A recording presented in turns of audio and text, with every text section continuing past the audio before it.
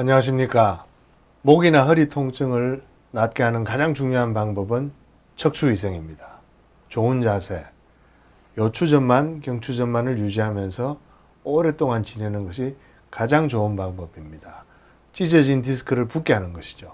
그러나 때로는 염증이 너무 심할 때는 그 척추위생이 어려울 때가 있습니다. 특히 신경뿌리 염증, 배척신경절 염증이 너무 심해서 좌골신경통이 심하거나 팔로 가는 방사통이 심할 때는 허리를 바로 펴거나 고개를 뒤로 젖히는 것조차가 너무 힘들 때가 있죠. 방사통이 심해지니까. 이럴 때는 염증을 좀 적극적으로 줄여줘야 됩니다. 그래서 소염제를 이용해서 염증을 줄이는 방법이 있고요. 소염제만으로, 약만으로 해결이 되지 않을 때는 척추시술 혹은 척추주사라고 그러죠. 주사를 맞게 됩니다. 오늘은 척추 디스크 때문에 생긴 염증을 줄이는 주사에 대해서 흔한 질문 10가지를 한번 뽑아봤습니다. 잠시 복습하겠습니다. 허리가 아픈 것은 염증 때문이라는 말씀드렸었죠. 염증 빼기 좋은 날에 수액이 섬유륜을 찢었을 때 그 섬유륜에서 생기는 염증, 그 염증은 통증도 만들고 또 섬유륜을 붙이는 그런 좋은 염증이기도 하고요. 그 다음에 수액이 섬유륜을 찢고 밖으로 나와서 탈출이 되어서 신경뿌리, 배척신경절에 묻어서 염증을 일으키면 그게 굉장히 심한 통증이 되고, 그 두 개가 하나는 디스크성 통증으로 나오고 연관통으로 우리한테 느껴지고요. 또 신경뿌리 염증은 방사통, 좌골신경통으로 느껴진다. 그런 말씀을 드렸지 않습니까? 그런 경우에 이제 염증이 너무 심해서 척추위생을 제대로 못한다. 허리를 제대로 펴지 못한다. 고개를 뒤로 젖혀서 디스크를 안 물게 해야 되는데 그게 잘 안 된다.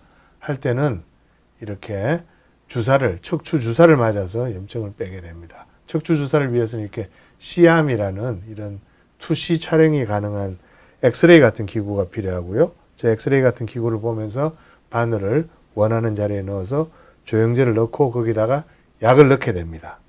영어로는 FAQ, Frequently Asked Question의 준말이죠. 근데 이걸 어떤 영어 잘하는 분들은 그대로 읽어서 FAQ 이렇게 읽는 분도 많습니다. 근데 그렇게 하면 우리 미국 선이 듣는 법규하고 헷갈릴 수 있기 때문에 그냥 FAQ로 읽는 게 나을 것 같습니다.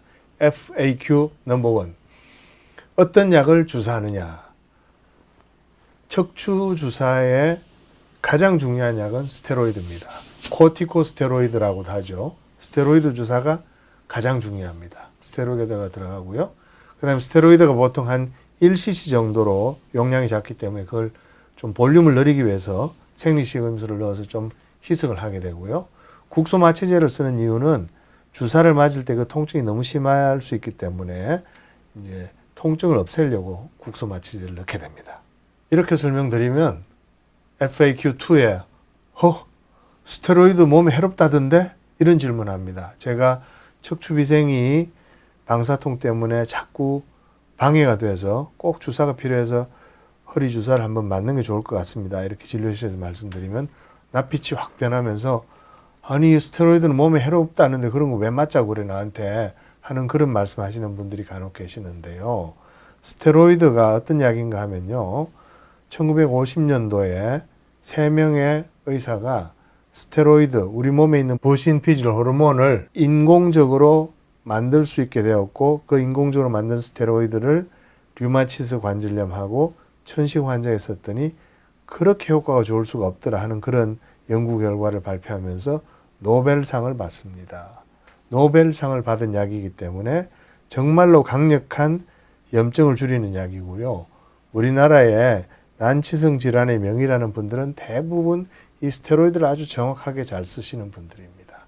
초강력 염증 면역 반응 억제제다 이렇게 보시면 됩니다. 그러다 보니 물론 부작용도 많습니다. 그래서 여러 병원을 돌아다니면서 주사를 맞게 되는 경우에 한 사람의 환자분한테 스테로이드가 얼마나 들어갔는지를 모르기 때문에 위험할 수 있습니다. 가능하면 단골 선생님 한 분을 정해놓고 그분한테 여러분들 몸에 들어가는 스테로이드 용량을 잘 관리받으면서 주사 맞는 것이 훨씬 더 유리합니다. 세 번째 질문, 주사약이 들어가는 곳은 어디일까요? 주사약이 들어가는 곳은 염증이 심해져서 문제가 되는 배측신경질이 가장 첫 번째 타겟이고요. 그 다음에 그 염증의 원인이 되는 디스크가 찢어져서 탈출이 돼서 염증을 일으키는 이 두 부분에 약이 들어갑니다. 그래서 바늘을 갖다 놓고 이렇게 조영제가 들어갈 때가 가장 좋은 것이죠. 그러면 네 번째 질문으로 나는 바늘 꽂는 부위가 거기 아니던데 이런 질문 하시는 분들이 있습니다. 타겟으로 들어가는 바늘 꽂는 위치는 조금씩 다를 수 있습니다. 꼬리뼈로 들어가기도 하고 혹은 척추 정중앙으로 들어가기도 하고요. 척추 약간 옆에서 들어갈 수 있는데 이 들어가는 위치에 따라서 바늘이 신경뿌리하고의 갖는 거리가 조금씩 달라집니다. 예를 들면 꼬리뼈를 통해서 바늘이 들어가게 되면 농구로 따지면 하프라인 근처에서 슛을 던지는 것이고요. 이 정중앙으로 들어가면 이걸 판간 접근법이라고 그러는데 이쪽으로 들어가면 3점 슛 정도라고 보시면 되고 추간공 접근법이라고 해서 약간 옆으로 들어가는 이런 경우는 덩크슛이다 이렇게 보시면 됩니다. 그래서 훨씬 더 확률이 높아지는 거죠. 슛이 들어갈 확률이 높아지는 겁니다. 목 같은 경우도 엎드려서 판간 접근법을 하는 방법도 있고 하늘 보고 누워서 추간공 접근법을 하는 경우도 있습니다만은 당연히 추간공 접근법이 좀 더 확률이 높다고 볼 수 있습니다. 흔한 질문 다섯 번째. 야, 주사 맞으려니까 겁나는데 스테로이드를 그냥 먹으면 되지 않나? 이런 질문 당연히 가능하죠.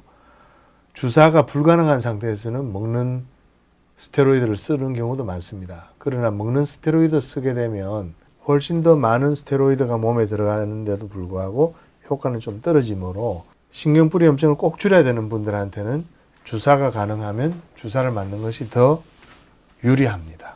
여섯 번째 질문. 주사 맞으면 바로 낫나요? 그렇지는 않습니다. 이렇게 100% 통증이 있는 분들이 있다고 보겠습니다.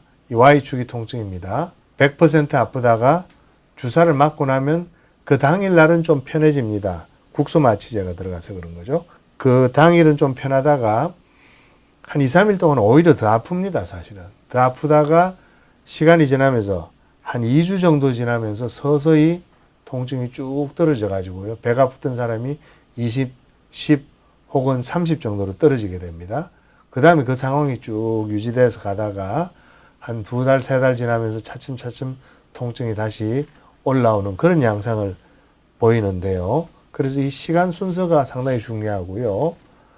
2주 정도, 주사 맞고 나서 2주쯤부터 효과를 좀 볼 수 있고 2달 내지 석 달 간다. 이렇게 보시는 게 정확합니다. 근데 이게 평균이기 때문에 주사 후에 통증이 심한 기간이 어떤 분들은 한 달 내지 한 달 반 가는 경우도 있어요. 그런 분들은 또 통증 호전 기간이 좀 더 긴 경우도 봅니다. 이 그래프가 여러분들 가장 오늘 동영상의 가장 중요한 그래프고요. 요거 꼭 머리에 넣어 두십시오.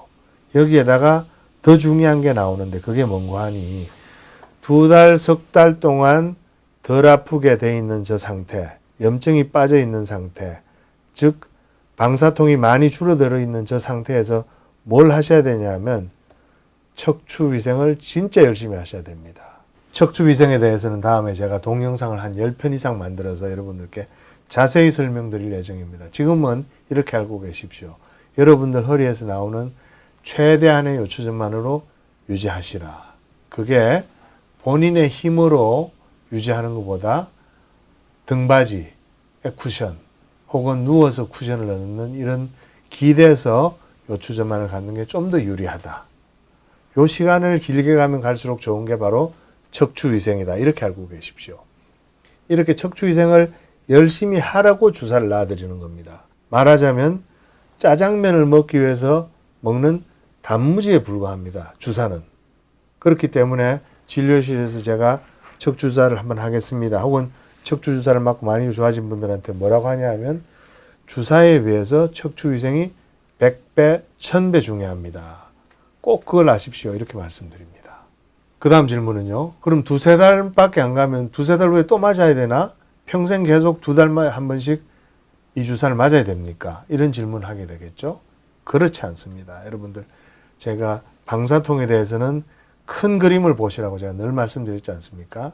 이런 상황이 됩니다. 방사통이 보통 배가 아프던 게, 초기 배가 아프던 게 6개월이 지나면서 서서히 떨어지게 됩니다. 그렇다면 배가 아플 때 처음 주사 한번 맞아서 두세 달 동안 통증이 가라앉고 나면 다시 아플 때 100만큼 올라오지는 않습니다. 한 2, 3주 좀 지나다 다시 한 번 더 주사를 맞으면 또 두세 달 가게 되고요. 그래서 주사를 한 2번 맞으면 초기에 아주 아픈 6개월 정도를 편하게 지내면서 그때 척추위생을 열심히 하실 수 있는 거고요. 또 어떤 경우에는요, 이 한 번에 주사를 맞고 나서도 척추위생을 진짜 열심히 하고 나면서 그 튀어나온 디스크가 줄어들게 되면 신경뿌리 염증이 다시 되살아나더라도 신경뿌리가 눌리지 않으니까 아프지 않게 됩니다. 그래서 한 번 주사만으로 확 낫는 경우도 꽤 많이 봅니다. 여러분들 하기 나름입니다. 역시 척추위생이 가장 중요하다, 그런 말씀입니다. 이렇게 말씀드리면 8번째 질문이 나옵니다. 척추주사 꼭 한번 맞으셔야 되겠는데요. 이렇게 말씀드리면, 여보시오, 내가 지금까지 10번 이상 주사를 맞았는데 전혀 효과 없었어. 왜 또 주사를 맞자고 하는 거야? 이런 반문하는 분들 자주 뵙니다. 그런 분들을 위해서 제가 2개의 영상을 준비했습니다. 자, 왼쪽 영상 먼저 한번 보겠습니다. Standing ovation in North London for a young men's on special. 손흥민 선수가 번리전에서 80m 달려와서 골을 넣은 장면입니다. 저 공이, 축구공이 골대 안에 싹 들어가니까 1점이 나지 않았겠습니까? 그 다음 영상 보십시오. 우리나라에 와서 축구는 하지 않고 앉아있다가 그냥 간 선수입니다. But maybe just too 저렇게 골대 옆으로 공을 차버리면 1점을 주지 않지 않습니까? 축구에서 슛을 아무리 많이 10번, 20번을 때려도 골대 안에 들어가지 않으면 1점을 안 주고 반드시 골대 안에 들어가야만 점수를 주는 것처럼, 아까 말씀드린 대로 척추주사를 할 때 그 타겟에 정확하게 스테로이드가 들어가야만 효과가 있는 것입니다. 그런데 척추주사가 축구보다 좀 어려운 것이, 축구는 골대는 보이지 않습니까? 그런데 척추주사는 골대가 어딘지 잘 모르는 경우가 많습니다. 어디가 타겟인지 모르는 경우도 많고, 또 거기까지 약물을 제대로 넣는 것, 상당한 훈련이 필요한 그런 과정이라고 보시면 됩니다. 부작용은 없나요? 부작용이 있습니다. 시술 관련 통증이 꽤 심하게 옵니다. 이건 거의 누구나 옵니다. 주사를 맞을 때 심한 통증이 오는 경우는 오히려 좋습니다. 약이 타겟에 정확하게 들어갔다는 뜻이 될 수 있기 때문입니다. 또 주사 후에 좀 더 아픈 경우도 마찬가지입니다. 그 다음에는 스테로이드 자체의 부작용이 있습니다. 경막외 공간에다가 스테로이드를 넣긴 하지만 그게 혈관을 타고 우리 몸에 돌면서 스테로이드의 부작용이 조금 나올 수 있습니다. 흔한 부작용은 당뇨가 있는 분들은 당이 3, 4일 내지 일주일, 어떤 분들은 한 달 정도 당이 좀 올라갑니다. 그래서 이 주사 맞고 나서는 국수나 밥을 많이 줄이시고 매일매일 열심히 걸으시라, 이런 말씀 드리고요. 어떤 분들은 스테로이드 맞고 나면 얼굴이 확확 달아오르는 분들도 있고 여드름 같은 게 생기는 분들도 있고요. 또 밤에 잠을 잘 못 이루는 불면증이 일시적으로 오기도 하고, 젊은 여자분들 같은 경우는 생리불순을 겪기도 합니다. 그런 건 아주 큰 부작용은 아니고요. 더 큰 부작용은 아까 말씀드린 대로 여러 선생님들한테 돌아다니면서 몸에 스테로이드를 너무너무 많이 맞는 경우죠. 그런 경우에는 이 부신피질 호르몬을 생산하는 기능이 확 떨어지고 얼굴이 붓고 골다공증이 심해지고 하는 그런 아주 나쁜 일들이 생길 수 있기 때문에 아주 조심해야 됩니다. 많이 맞는 건 조심해야 됩니다. 보통 6개월 동안에 3번 정도가 허용이 된다, 이렇게 봅니다. 6개월이 지나면 또 다른 3번 정도 맞을 수 있다, 이렇게 보시면 됩니다. 그럼 출혈은 뭐 큰 문제는 되지 않지만 간혹 있고요. 감염도 아주 드문 부작용입니다. 그런 경우에 정맥혈을 통해서 한 2개월 정도 항생제를 계속 맞아야 되는 그런 문제가 생깁니다. 그 다음에 신경손상이 올 때도 있습니다. 신경손상이 바늘에 의해서 손상되는 경우는 흔치 않고요. 약에 의해서 혹은 바늘이 혈관을 건드릴 때, 이럴 때 이제 신경손상이 올 수 있어서 그것도 아주 조심해야 됩니다. 그렇기 때문에 어떤 분들이 주사를 맞아야 되는지를 정확하게 아시는 게 중요하죠. 마지막 질문입니다. 흔히들 신경차단 혹은 블록 주사 이런 이야기 하는데, 그런 주사하고 이 주사는 어떻게 다릅니까? 똑같은 겁니다. 똑같은 건데 이름이 다릅니다. 이름이 왜 다르냐 하면 역사적으로 볼 때 1901년도 프랑스에서 처음에 꼬리뼈에다가 이 주사를 처음 했습니다. 허리 아픈 사람한테. 좌골신경통 있는 사람한테. 그때는 꼬리뼈에다가 코케인을 넣었습니다. 마약을 집어넣은 거죠. 그러다가 1925년, 30년이 되면서 여기다가 국소 마취제를 넣게 됩니다. 그래서 그때부터 블록, 신경 차단, 신경을 국소 마취시킨다. 이런 개념이 나왔었는데요. 이때만 해도 디스크 탈출증이 뭔지 모를 때였습니다. 1934년도에 디스크 탈출을 발견한 거니까. 그게 모를 때라서 그냥 국소 마취제만 썼는데 1952년도 그러니까 스테로이드가 발견이 되고 스테로이드 때문에 노벨상을 받은 2년 후에 이태리 의사가 스테로이드가 류마티스 관절염뿐만 아니고 좌골신경통에도 도움이 되는 것 같다 하면서 이 스테로이드 약을 신경에다가 이제 놓기 시작한 것이죠. 그래서 옛날에는 신경 차단이라는 말로 많이 불렸는데 혹은 블록 주사, 신경뿌리 블록, 너브 블록 이런 말을 많이 했는데 그건 옛날 역사 속으로 사라져야 될 잘못된 말입니다. 스테로이드 주사가 정확한 말입니다. 왜 이 말을 정확하게 써야 되냐 하면 신경 차단이라고 생각하면 계속 반복적으로 차단하고 풀리고 차단하고 풀리고 할 거라는 그런 개념이 그 저변에 깔려 있는 겁니다. 그러니까 옳지 않은 거죠. 스테로이드 주사라고 해서 스테로이드로 신경뿌리 혹은 디스크 주변에 있는 염증을 줄여준다는 그런 개념으로 가면 한 번의 주사만으로 문제가 해결이 되고 그 문제를 왜 해결하느냐? 척추위생을 잘 하기 위해서 해결한다. 이런 개념이 정확하게 박혀 있어야만 여러분들이 이 주사를 맞고 성공하실 수 있는 겁니다. 염증 빼는 척추 주사가 꼭 필요한 경우를 다시 한번 확인하겠습니다. 척추위생을 할 때 팔다리로 방사통이 생길 때 이때는 반드시 해야 됩니다. 주사가 아니면 소염제라도 열심히 드셔야 되는 거죠. 방사통 때문에 목이나 허리가 비틀어질 때 마찬가지입니다. 척추위생이 안 되는 거하고 똑같은 거죠. 그래서 이럴 때도 염증을 적극적으로 빼는 게 중요합니다. 방사통이 너무 심해서 일상생활이 어려울 때도 적극적으로 염증을 빼는 게 좋고요.